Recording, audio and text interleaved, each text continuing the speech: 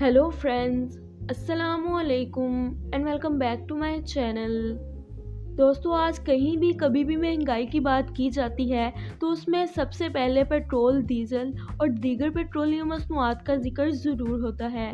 दोस्तों, पेट्रोल की कीमतों में आज इतनी तेज़ी से इजाफा हुआ है कि जो पेट्रोल 1990 में 12 से 13 रुपये पर लीटर मिलता था, वही पेट्रोल आज तकरीबन 150 रुपये पर लीटर में मिल रहा है। तो आखिर ऐसा क्या है जो डीजल और पेट्रोल की कीमतें इतनी ज़्यादा हैं? दोस्तों, दरअसल इन्हें बनाने का काम ही इतना मुश्किल है जिसकी वजह से इनकी कीमतें बहुत ज़्यादा हैं। पेट्रोलियम मसनूआत को बनाने में अरबों रुपए खर्च हो जाते हैं और इसके बाद भी कभी कभी तो मैन्युफैक्चर कंपनीज को नुकसान उठाना पड़ जाता है।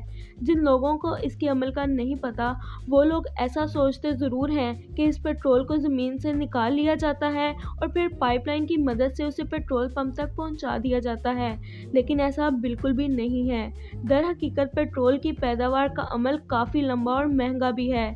दोस्तों, जब पेट्रोल ज़मीन के अंदर से बाहर निकाला जाता है तो ये गाढ़ा और बहुत ज़्यादा काला होता है और एक लिक्विड की मानंद होता है, जिसे आम जुबान में पेट्रोलियम कहते हैं, और बाद में इसी लिक्विड को पेट्रोल और डीजल बनाया जाता है। दोस्तों, पेट्रोलियम लैटिन जुबान का लफ्ज़ है जिसका मतलब है चट्टानों से मिलने वाला तेल या फिर वो तेल जो ज़मीन के अंदर से निकाला जाता है।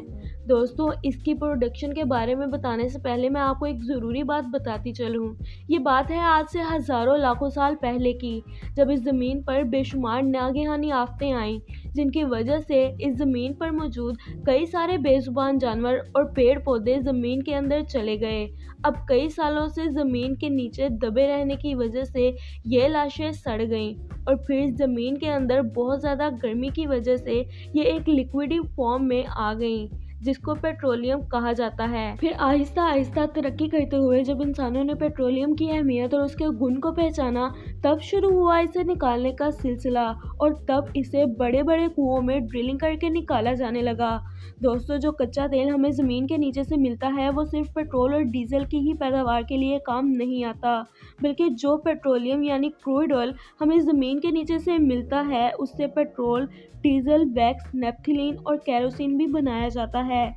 सबसे पहले इस कच्चे तेल को निकाल कर कारखाने ले जाया जाता है, जिन्हें रिफाइनिंग भी कहा जाता है, और ये कच्चा तेल दुनिया के कुछ ही ममालिक में पाया जाता है और इसे सिर्फ ज़मीन और समुंदर के अंदर से ही निकाला जा सकता है। समुंदर के अंदर पाए जाने वाले पेट्रोलियम मसनूआत को निकालने के लिए फ्लोटिंग रिफाइनरी का इस्तेमाल किया जाता है और ज़मीन के अंदर से निकालने के लिए उस जगह कुएं बनाए जाते हैं। लेकिन ये काम इतना भी आसान नहीं है जितना सुनने में लग रहा है, क्योंकि ऐसा नहीं है कि कहीं भी कुआं खोदकर या समुंदर में कहीं से भी तेल निकाला जा सकता है, बल्कि असली मेहनत तो तेल का सोर्स पता करने में लगती है।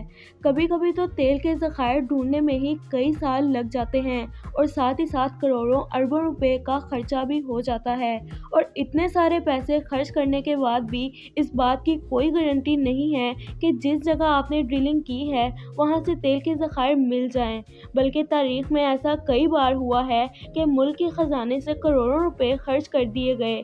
जिन जगहों पर उन्होंने अपने सर्च ऑपरेशन को चलाया था, वहां पर कहीं भी या तो तेल ही नहीं मिला या फिर तेल ही इतना मिला कि जिससे उसकी रिफाइनिंग का खर्चा भी नहीं निकल पाया। समंदर में तेल ढूंढने के लिए समंदर में कई जगह ऐसी बड़ी बड़ी मशीन्स लगाई जाती हैं जो बहुत देर तक वहां ज़खायर ढूंढती रहती हैं, और जब तेल का कोई ज़ख़ीरा मिल जाता है तो मशीन को किसी मजबूत चट्टान के साथ फिक्स कर दिया जाता है ताकि ये मशीन तेल निकालने के अमल के दौरान हिल ना सके। फिर समुंदर के अंदर हज़ारों फीट की गहराई में ड्रिलिंग मशीन की मदद से ड्रिल किया जाता है। फिर जैसे ही तेल मिलता है तो उसे पाइप की मदद से रिफाइनरी तक पहुँचाया जाता है। समुंदर और ज़मीन के अंदर से तेल निकालने का अमल तकरीबन एक जैसा ही है। दोनों ही सिचुएशंस में ड्रिलिंग मशीन का इस्तेमाल किया जाता है।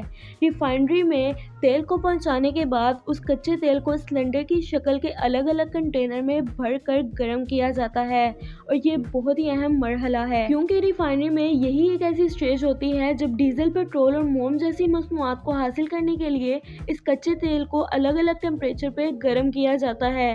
दोस्तों, ये तो आप सभी जानते होंगे कि हर एक तेल में उबाल आने का अलग टेम्परेचर होता है, जिसे हम बॉइलिंग पॉइंट भी कहते हैं। मिसाल के तौर पर जैसे पानी का boiling boiling point 100 degree Celsius है।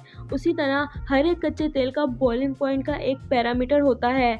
अब जब कच्चा तेल उबाला जाता है तो उसमें भाप बनने लगती है और यहीं पर हमें अलग अलग प्रोडक्ट्स भी मिलने लगते हैं, जिस तरह अभी आप अपनी स्क्रीन्स पर देख रहे हैं।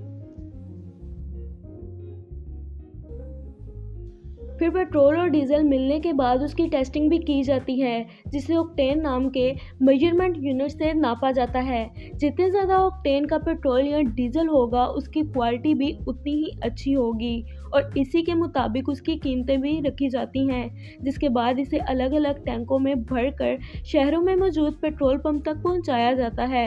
दोस्तों, इस सारे प्रोसेस में अरबों रुपए खर्च हो जाते हैं। कच्चे तेल से पेट्रोलियम मसनूआत बनाने में होने वाले खर्चे से तो आप समझ ही गए होंगे कि इनकी कीमतें इतनी ज़्यादा क्यों हैं। लेकिन एक और भी वजह है जिससे ये बहुत से ममालिक में महंगा होता जा रहा है, और वो ये है कि उन ममालिक में तेल के ज़खायर मौजूद नहीं हैं, बल्कि उन्हें दूसरे ममालिक पर डिपेंड होना पड़ता है और वहाँ से तेल मंगवाना पड़ता है, और बाहर से मंगवाया गया तेल और उस पर लगने वाला टैक्स बहुत ज़्यादा होता है, जिसकी वजह से उसकी कीमत बहुत ज़्यादा बढ़ जाती है।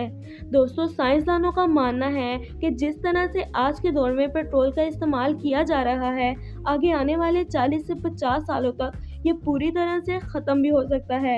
इसी वजह से सोलर और विंड पावर का इस्तेमाल ज़्यादा लाया जा रहा है। तो दोस्तों, ये थी मेरी आज की वीडियो। अगर आपको मेरी आज की ये वीडियो पसंद आई हो तो मेरी वीडियो को लाइक करें, मेरे चैनल को सब्सक्राइब करें। मिलते हैं आपसे अगली वीडियो में, तब तक के लिए अल्लाह हाफिज़।